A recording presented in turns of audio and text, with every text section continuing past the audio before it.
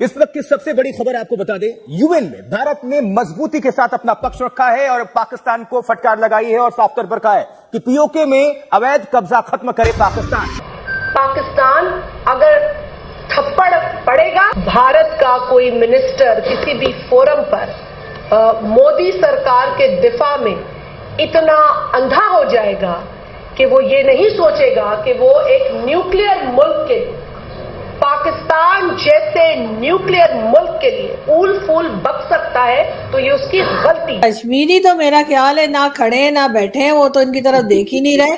और जो कश्मीर हमने रखा हुआ है या हमने जैसे कि भारत के लोग कहते हैं हमने कब्जा कर रखा है, तो वहां के लोग प्रोटेस्ट कर रहे हैं। अब सवाल ये है कि पाकिस्तान एक अरसे से दुनिया को ये बता रहा है कि भारत कश्मीर में रियासती दहशतगर्दी कर रहा है, मगर दुनिया ने कभी भारत का हाथ नहीं रोका। तो 22 अक्टूबर तक पीओजेके या जिसको ये मकबूजा कश्मीर और मकबूजा गिलगित बल्तिस्तान कहते हैं, मकबूजा जम्मू कश्मीर, उसको खाली कर दें। हम अपने उसी जो कुएं हैं उसके अंदर मेंढक की तरह बैठे हुए और यही फुदक फुदक के सोच रहे हैं कि बस कश्मीर का इशू हम उठा दें, बाकी काम अपने आप हो जाएगा। और उसके बाद हमें जो है वो लोग जाहिर हमारे साथ, जो हमारी पब्लिक है वो हमारे साथ हो जाएगी कि हाँ जी हाँ, कश्मीर के लोगों पे बड़ा जुल्म हो रहा है। जबकि अब हुआ ये है कि कश्मीर के बारे में बहुत सी चीजें लोगों को पता लग गई हैं, उन्हें मालूम है कि 76 years of this country we have fought wars, we remained engaged in wars, we fought proxy wars, we remained proxy for decades. 1948, 65, 71, Cold War, war against terrorism, Kargil, हूं पता नहीं कौन कौन सी जंगें लड़ रहे हैं। हम तो वो जंगें भी लड़ रहे हैं जिनका पता ही नहीं चल रहा कि हम लड़ भी रहे हैं। इतनी तो जंगें हमने लड़ दी और हम हमेशा जो है नाजुक दौर में रहते हैं।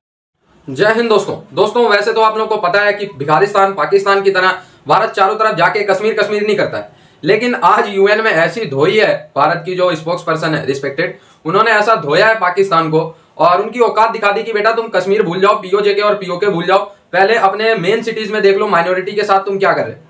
और अगर इज्जत बचाना है अपनी और सेफ रहना है पाकिस्तान को, तो शांति से पीओजेके और पीओके को छोड़ के निकल लो। ये कहना है भारतीय स्पोक्स पर्सन का यूएन में। दोस्तों, इसको सुनते ही पूरी पाकिस्तान मीडिया तिलमिला उठी, क्योंकि जो पाकिस्तानी होते हैं उनको तो आप लोगों को पता है एक ही राग लाते हैं, कश्मीर कश्मीर कश्मीर, बस कोई सुनता है नहीं, कान में रुई डाल के सारे बंदे बैठे रहते हैं। लेकिन भारत की बात तो सुनी जाती है, भारत की बात को तवज्जो दी जाती है। और जैसे ही भारत के इस बात को तवज्जो मिली कश्मीर वाले की, पाकिस्तान कश्मीर छोड़ के भागे, पाकिस्तान की जो स्पोक्स पर्सन है वो एक ही धमकी दे सकती है, एटॉमिक पावर है जी, हम एटॉमिक पावर है, एटॉमिक पावर है, एटॉमिक पावर है। भारत ने कैसे धमकी दे दी, हम तो एटॉमिक पावर है।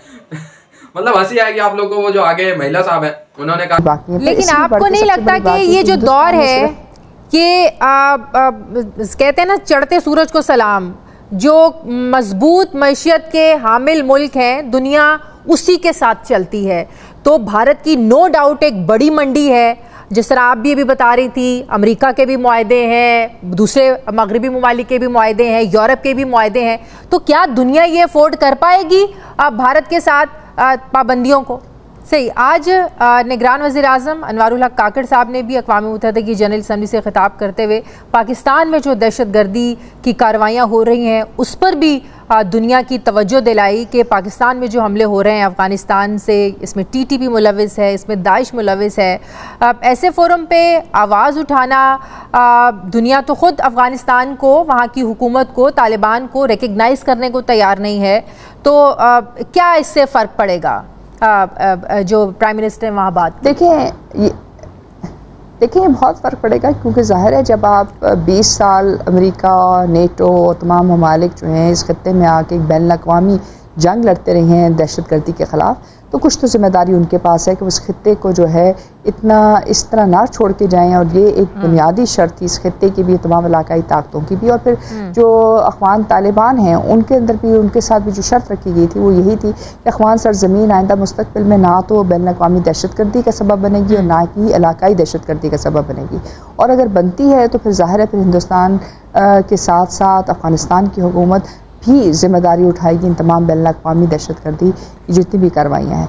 और फिर इससे भी बढ़ के हमें ये बात नहीं भूलनी चाहिए कि जो 20 साल की जंग लड़ी, जो तकरीबन $3 ट्रिलियन की जंग थी, और इतने सारे जो हथियार वहाँ छोड़े गए, इतने एक तरह से आप कह सकते हैं इस खत्ते को जो है 10 साल पीछे या 20 साल पीछे जो है छोड़ के चलेगी दुनिया, तो उसकी जिम्मेदारी, और ये जिम्मेदारी जो है ये यूएन सिक्योरिटी काउंसिल रेजोल्यूशन 1373 और 1267 के तहत बहुत वाज़ेह है। मुफ्ती को तो मैं कहता हूँ ना, महबूबा मुफ्ती को तो मैं कहता हूँ कि ये हाइब्रिड पाकिस्तानी है, जैसे हाइब्रिड टेररिस्ट होते हैं ना, ये हाइब्रिड पाकिस्तानी है। दूसरी बात जो आपकी है कि ये हमें कबूल करें ना करें, इन्होंने तो हमें वैसे भी कभी कबूल नहीं किया और ना हम इनकी कोई जो है वो सियासी हैसियत को मानते हैं। ये तो कांग्रेस के दौर में प्रॉप अप की गई फैमिलीज हैं कश्मीर में सहूलतकारी के लिए, इनका कोई लेना देना नहीं है कश्मीर के साथ। अब जो जम्मू का है मसला, वो मैं आपको बता दूं कि जम्मू में अक्सरियत हिंदुओं की है। अगर हम आज़ादी के बाद जम्मू कश्मीर के साथ जुड़ते हैं तो ये जो पीओजेके का इलाका है, भिंबर और ये मीरपुर वगैरह, ये जम्मू में के साथ जुड़ेगा, ये मुजफ्फराबाद कश्मीर के साथ जुड़ेगा, लेकिन हम लोग जो है जम्मू के साथ जुड़े। तो वहां पे ये मैंने सुनी है बात, वो कहते हैं कि फिर पहले ही हम पूरी रियासत में हमारी जो है वो माइनॉरिटी है, हम अगर जम्मू के साथ पीओजेके जुड़ जाएगा तो फिर जम्मू में भी हम माइनॉरिटी में ना कहीं बदल जाए, क्योंकि 40 लाख मुसलमान आ जाएगा और यहाँ पे। तो ये मैं इसको एड्रेस करना चाहता हूँ कि देखिए बात ये है कि हम लोग जो है हमारे में और वादी के जो कश्मीरी लोग हैं उनमें आसमान और जमीन का फर्क। हम कश्मीर तो तकसीम नहीं हुआ, कश्मीर की वादी पे तो किसी का कब्जा नहीं है, वो तो इंटैक्ट रहा। तकसीम तो जम्मू हुआ, खंजर तो हमारे धरती पे चला। लिहाजा हमने जो पाकिस्तान की 75 साल की गुलामी बर्दाश्त किया, तो एक तो ये कि हम इस्लाम को एक बाइंडिंग या बॉन्डिंग फोर्स के तौर पर तस्लीम नहीं करते, क्योंकि हमें कलमे के रिश्ते के नाम पर 70 साल जो है वो हमारे वसाइल लूटे गए, हमारे इंसानी हुकूक की पामाली की गई, हमारे जो सियासी हुकूक हैं उनको सलब किया गया। लिहाजा हमें मारने वाला, हमारे ऊपर जुल्म करने वाला, पहली बात तो ये कि हिंदू नहीं है, वो मुसलमान ही है। दूसरी बात यह है कि जब से बांग्लादेश बना है, पाकिस्तान की जो महकूम कौमें हैं उनमें यह हौसला पैदा हुआ उसके बाद कि आज़ादी पाकिस्तान से मुमकिन है, और पाकिस्तान से आज़ादी मांगने वाले बुनियादी तौर पर मोहम्मद अली जिन्ना के दो कौमी नजरिया या टू नेशन थ्योरी जो है उससे वो बागी हैं, उसको वो मानते नहीं है।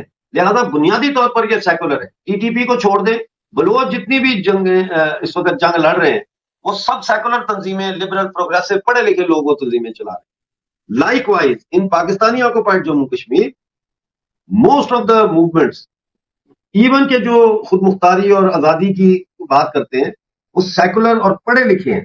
ये जो मुजाहिदीन की शक्ल में, हिज़्ब की शक्ल में, लश्कर वगैरह की शक्ल में जो आप देखते हैं, ये प्रॉक्सीज हैं, ये ग्राउंड रियलिटी को रिप्रेजेंट नहीं करती। ग्राउंड रियलिटी को रिप्रेजेंट करता है वो एक्सपीरियंस जिससे हम गुजरे हैं और जो जिससे गुजर के जो हम बने हैं। लिहाजा मैं समझता हूं कि हमारे जम्मू कश्मीर में जुड़ने से ये अब्दुल्ला और मुफ्तीज की ताकत और कमजोर होगी, क्योंकि पाकिस्तानी कब्जे वाले जम्मू कश्मीर के लोग बिल्कुल पसंद नहीं करते महबूबा मुफ्ती और फारूक अब्दुल्ला को। इन्होंने आज तक एक लफ्ज हमारी हमायत में नहीं बोला। हम मरते रहे, भूखे मरते रहे, फांसियां चढ़ते रहे, हम जो है वो अगवा होते रहे, असैसिनेट होते रहे, इन्होंने कभी कोई बात नहीं की।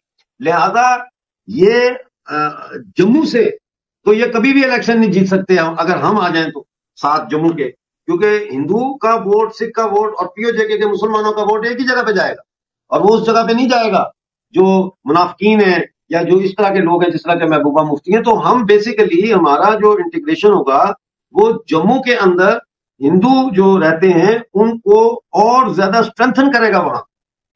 तो दोस्तों, जैसा कि आप लोग देख सकते हैं कि जो कश्मीर के एक्टिविस्ट हैं आयूब मिर्जा साहब, उन्होंने भी बहुत जोर शोर से ये मुहिम चलाई है कि कैसे भी करके जो पीओके है, चाहे वो भारतीय सेना के सपोर्ट से, चाहे पीओके के लोग, पीओजेके के लोग खुद ही, किसी भी हाल में ये पार्ट भारत से मर्ज होना चाहिए, क्योंकि ये सदियों से, जब से हिस्ट्री है, जब से भारत है, तब से ही पीओके भारत का अभिन्न अंग रहा है और रहेगा।